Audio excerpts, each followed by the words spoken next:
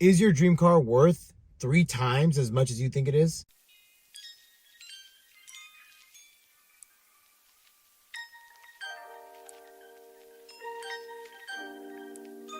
Hey everybody, Mookie here. And I was thinking a lot about what a friend of mine was talking about when he was talking about getting like a new truck. He's like, I really want a new truck. I want a new F-150. I've always loved the F-150s. I've always wanted one. And I'm just like, hey dude, if you want to spend new car money on a truck that's going to break down on the side of the road like the first ever F-150, that's what you want. Hey, by all means, go for it.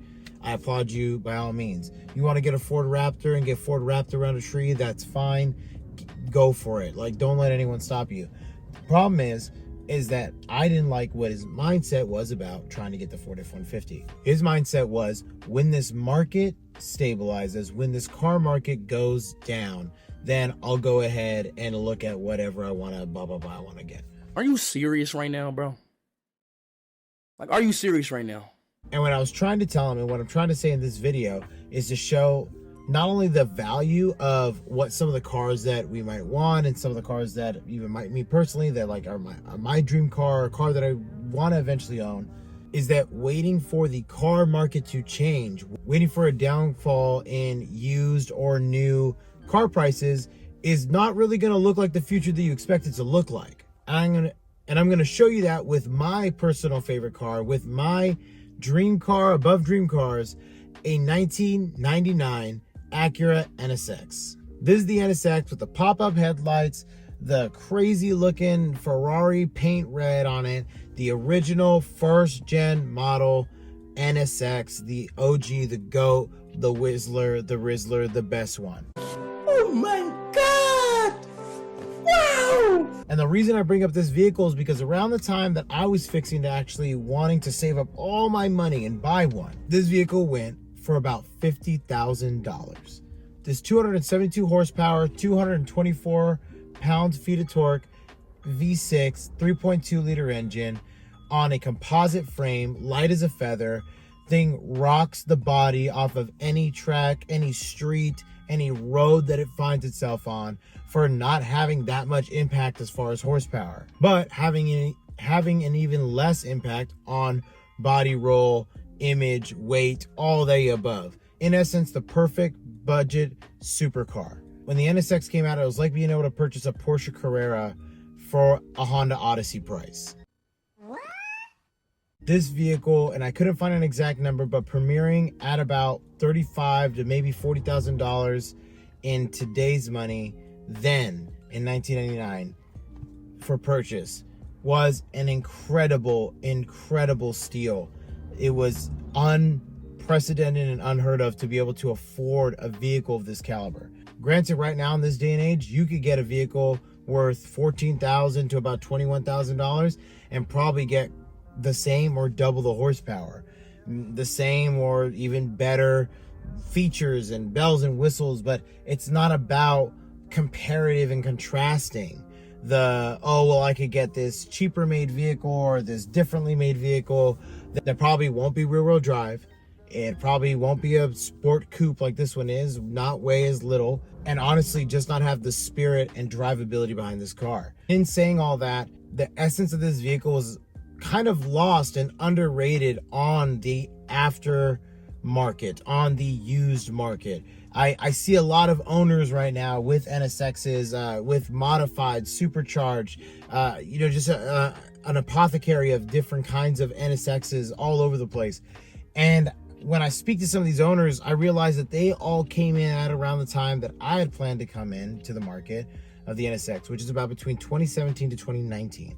And the last data that I was able to see, according to Google Trends, about that vehicle in that time was from about $50,000 to about maybe $60,000.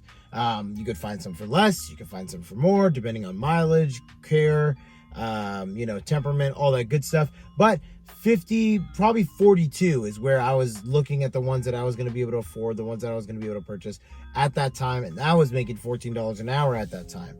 But again, I'm not saying it was the smartest move, but it's saying that that's what I was planning to do. Just yeet all my money into an NSX and just be happy from there. So long, losers! Uh-oh. And around that time, that 2017 time, was that $50,000 mark. But I want to kind of harken back to another time for this vehicle, 2004. Already a 5 to 6 year old vehicle with a 1999. Already an old car. Not an old car, but already a generation behind, being that there was a 2004 or 2003 model that started the second generation. Couldn't remember, or maybe it was 2000. Can't remember put the right year here. It was after a model change, after a refresh, no more pop-up headlights, stationary lights. We're in the new millennia. It's a whole different ball game. But that 99 Acura NSX was for the same cost of a Honda Accord of that same year, for $20,000 as of a 2004 trending price graph. $20,000 to $26,000 for an NSX, which at this time, by trend, by sale, by last sale, by whoever is the last one who have bought one or bid on one over the internet, non-private sale, for $106,000 is this previously, in 20 years ago, $20,000 vehicle now at $100,000 worth of car. For $100,000 for the equivalent of what you're getting for this vehicle, you could get it for $11,000 from a 2014 Honda Civic Si Coupe. You could get the same thing. The only difference would be is the feeling of that driving, the fact that you're not gay, and the fact that it's a front wheel drive instead of a rear wheel drive. But you could get the same horsepower out of that bad boy, probably arguably a faster car in any newer SI on the normal streets than the NSX. Sadly to say, a Boxster, a Porsche Cayenne from 2008 gets 300 horsepower as opposed to this 1999 vehicle, and then only costs about $12,000. You could get a 2015 Camaro SS for about $26,000 to $30,000 that has close to 400 horsepower, almost double the horsepower of what's in an NSX. Arguably, maybe to some people, a better driving experience. Who knows? But the fact that that could be taken from 2004 to now, and people want to compare the pandemic to after the pandemic as far as used car prices. The fact of the matter is that valued vehicles, or underrated or undervalued vehicles that eventually become, the mainstays in, especially in the car community, that become a mainstay in value and what people want, is that it's going to meet that value, and then it's going to exceed that value. Similar to Toyotas, you can't find a 4Runner that's less than $40,000. You can't find a Toyota Tundra that's less than 50 or 60 unless you get a beat up 2001 that has 200 to 300,000 miles on it. The fact of the matter is, you can't go into today's day and age thinking that, oh, well, we're going to just wait for the market to equalize. Look at this NSX, an unassuming piece of equipment that most people probably wouldn't know that different from, I don't know, any Camaro or any other kind of sports coupe car. They're just like, I don't know how that red car is different than another red car. They don't know, right? They're just like, wait, is that the new Tesla Roadster? I don't know what it is. Who's that Pokemon? It's Pikachu!